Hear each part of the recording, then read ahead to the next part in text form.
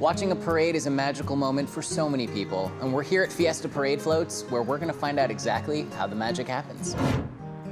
So, how long have you been doing this? I started decorating when I was 8 years old, so this rose parade we just had was my 52nd rose parade. How do you get into the float industry? My father built spacecraft parts for Jet Propulsion Laboratory, so building things that went out of this world per se, so I think I got some natural aptitude from Dad, but I just found them to be a lot of fun.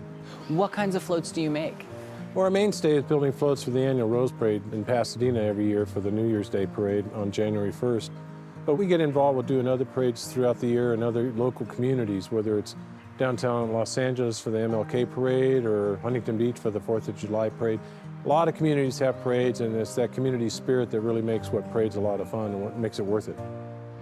What's the design process? How does it work? I'll sit down with the client and see what their goal is, what they're trying to propagate. So I'm trying to get some bullet points out of them on what they want to see, the overall thought process on their design. So I take all those little bullet points and I'll kind of think about it and try and narrow it down to like 2 or 3 items. And so you need people to quickly see the float, recognize the float, and understand what it is in 5 seconds, otherwise you're going to lose it. And then everything is painted for the Rose Parade on the floats because the decorators decorate by color, kind of like paint by numbers scenario.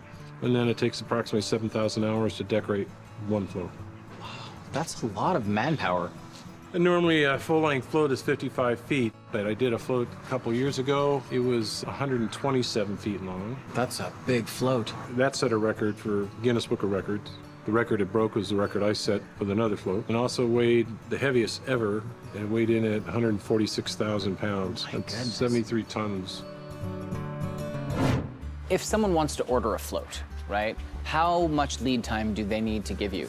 Yeah, I generally like to get about 7, 8 weeks in advance, and because I got a great crew, and we turn around and can quickly change floats, alter floats to make them fit for local parades because the budget's so much different. It's really interesting to see all the different things here. I mean, like this looks like a Noah's Ark type situation.